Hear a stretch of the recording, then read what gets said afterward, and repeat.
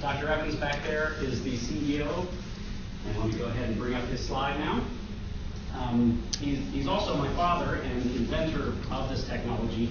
Basically, all of the multiple impulse technology that's out there is somehow based on our early designs. And he actually was a former NIH principal investigator. He was the head of the medical research at Westinghouse here in Pittsburgh for a number of years. And he also has actually a dual PhD. I don't know many people that not only have one PhD, but got two. And it was the first type of PhD, civil engineering and biotechnology dual degree that CMU here in Pittsburgh ever gave. So that's, he's kind of always on the cutting edge of everything. And he's now the CEO and the head of research. If you want to talk about or ask questions about the technology, how it works, we will divulge as much information as we can without giving away our company secrets. But the nice thing about Dr. Evans is he's available to you. If you call our office and he's in the office and not busy doing something with the new stuff that we're working on, we can get him on the phone for you. I think that's few and far between these days with companies and the actual inventor or CEO of the technology being available to you that way. We'll also have Dr. Steven Choi. He has a private practice down in Florida, in a beautiful place in Fairmont, not too far from Mickey Mouse. So if you ever want to visit him and get some hands-on directly with him, I'm sure he'd be happy to do that. And then you can take your kids, take them over to Disney, and they can have a great time. And he'll show you everything that's going on down there. He also obviously worked at Palmer. He was the former director of programs at Palmer and continuing education and new development and off-campus seminars. He's done just about everything and probably knows most of you when you went to school, if you went to Palmer. But he's a great guy, a great asset for us, and also he'll give you his contact information if you ever offline need to talk to him or want to get some more information. He's available to you as well. We also have Dr. Stephen Walton, who introduced himself earlier. He's out in what we call practicing in paradise, and we did have a seminar out there a couple of years ago, and it's fantastic. If you haven't been to Hawaii, I suggest you get there, hopefully before it has some horrible monsoon that wipes it out. Let's do it next year. Next year? Well, we can talk about that. If we get enough people signed up, we can have another seminar out in Hawaii. I could probably get a couple West Coast doctors. That would be awesome. That would be great because we've had seminars out in California or tried to, and we just can't seem to get anybody to sign up. So that's California. If we can get some of those people, a little bit more interested, we'd love to have a seminar out in Hawaii.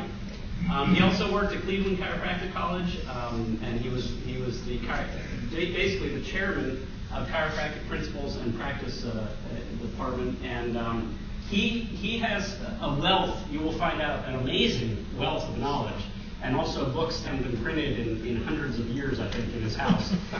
So he is also a great wealth of knowledge. He's always available via email because there's a bit of a time difference. So he's always available via email.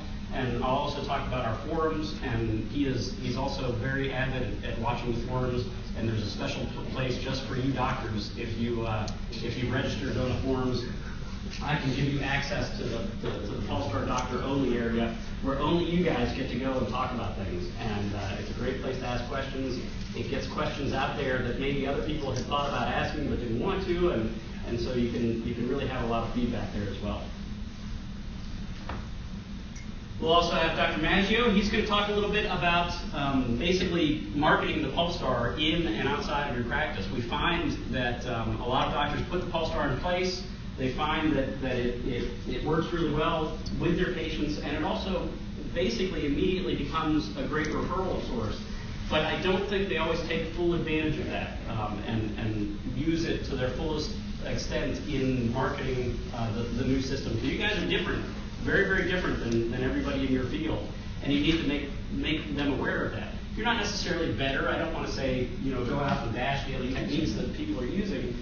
We don't even refer to ourselves as a technique because we feel that we're a tool that you use with other techniques to really just augment those systems. But you should make your patients and potential patients aware that you have something different. And Dr. Mangino has some great ways to do that and some great ways to work with patients as well. So he'll do a quick presentation about that. Dr. Jeff Brown is here. In this past, really just a couple of weeks, ACOM Rapid gave me a call, EHR gave me a call and said, we'd really like to interface with your system. We've got other partners, and we really want to work with an instrument company that can do a little bit more than just adding to the software itself. We want to actually integrate with your system in some way. And within, actually, they said they were ready today with the interface. Unfortunately, I'm not. So next week we'll be testing that interface. But we're going to interface with the ACOM, EHR records, just like we do with Future Health. And also TGI down the road will be interfacing with us as well. But he's going to go over basically the certified EHR, what that means, what certification in an EHR means to you guys, and how that can benefit you as well and help you kind of navigate that choice of software that's out there, because there are quite a few choices available now as well. They will also be available right outside if you want to talk to them at ACOM about their system and get more information. They'll be here, I believe, the whole weekend and just right outside the door. So you'll be able to talk to them and get more information as well. We always try to introduce new features. We're always trying to make the system better, to work with your patients better, and also to work for you a little bit better. And I'm going to go over these first few we introduced actually last year. But we'll go over those because some people may not have seen those yet.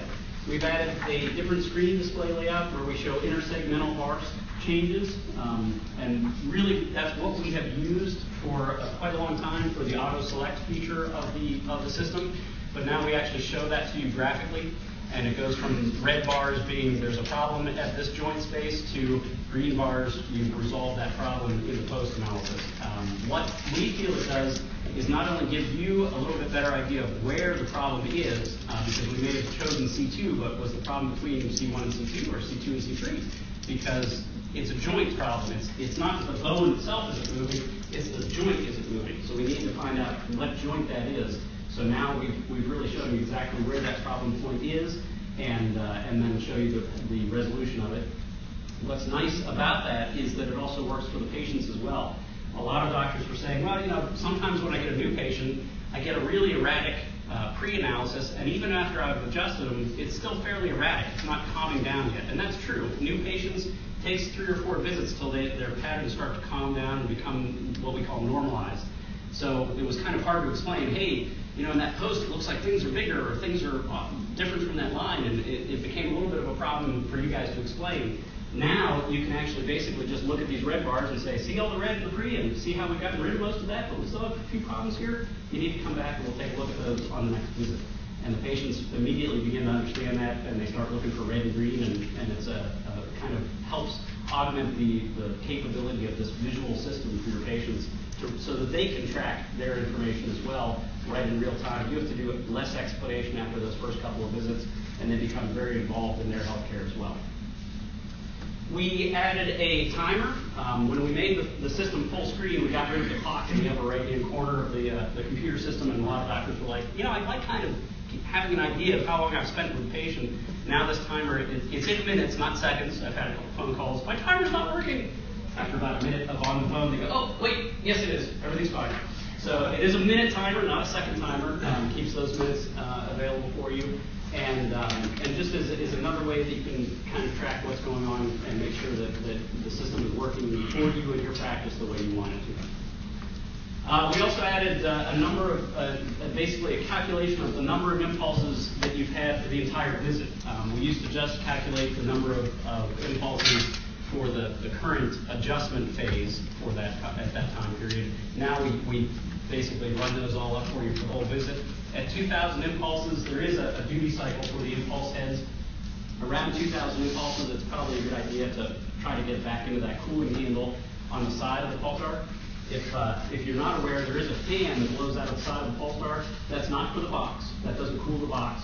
it actually blows right onto the impulse head at the front where the sensor is, and that helps to cool that sensor back down. We have a great thermal insulation in these newer G3 heads, so it's much less of a problem than it ever was before. But it's always a good idea to, if it's getting hot where you hold it, it's a good idea to let it go ahead and cool down a little bit because it's getting a little warm. And that at 2,000 impulses, it turns red to just let you know, hey, you might want to think about that a little bit. And then after 2 minutes in the cooling cycle, that'll turn green again, so you don't have to worry about it. We added a preference to select the order of the vertebrae. You know, we've had the auto selection for quite some time now, and we ordered that based on the worst segment to not so worst segment. And we really never changed that because we hadn't done any research to see that there was a better way or a better alternative to that, mainly because we got such a good result from it. And the theory is that we have a key that we need to kind of walk through to unlock those vertebrae. We start with that worst fixation, and then we work our way down from there. And we feel that because that's the worst fixation, maybe it's kind of holding everything else back up, and we want to kind of work through that. It does make you bounce around the screen a little bit from the top of the spine back down to the bottom, then to the middle sometimes. So some doctors didn't like that, so we have added a feature where you can sort that from bottom to top or top to bottom. So when you're done with the pre-analysis, start at the bottom, work your way up, start at the top, work your way down, and then do your post-analysis after the adjusting. Let's see. For the PulStar G3, we also added the PulStar G3 is a completely new incarnation of the PulStar. What we did is we started really from the ground up. Mainly it was what we've been wanting to do for a long time, but we were kind of forced into it when we decided to go international with our marketing. There's an international medical device standard called 60601, and that standard has certain things in place that doesn't always make sense to us, but it's there. And our current PulStar G2 was not able to pass that test.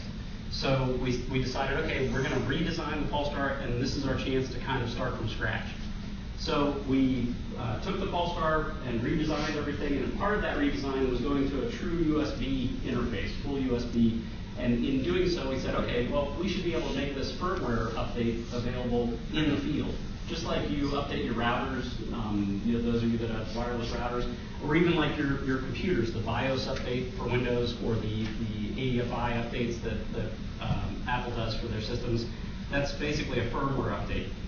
It's a cross between software and hardware kind of melded together. And we've always had firmware, but you had to send the whole box in so that we could replace the chip that the firmware is in whenever we get an upgrade. And we like to be able to upgrade these systems if we can. If the hardware allows us, if we come out with new features, we want to be able to update those in the hardware itself. And this firmware update allows us to do that actually in the field with you guys directly. So you don't have to send your hardware in, you can actually update it in the field. And we assumed, there are all these large companies like Apple and others, Cisco, doing these firmware updates to their routers and computers and things. We figured, well, there's a standard for that. We just have to look up the standard and it'll be easy. Turned out there was no standard. Every company designs their own way to do firmware updates. So we had to go through a whole learning process of how the USB spec itself, the communications specification worked, so that we could understand how to actually update our firmware and not turn it into a large lead brick weight that you can use as a paperweight in your office, and that's about it. So we've added that capability, and now when you start when you get your software from this seminar, after you do the software update and you launch the program, it will actually check that firmware and say, hey, I've got a newer version that I think you should probably use. Would you like to update now? And you click either cancel if you don't want to update now, and you won't get all the new features, or you click, yeah, I'd like to update. The program closes, and an updater starts, and it'll ask you what program, what version of the firmware you want to load. It'll give you a list of your current firmware that's available on the system itself, and you want to use the highest number from that. In this case, it's going to be 10.23. So it's version 10.23.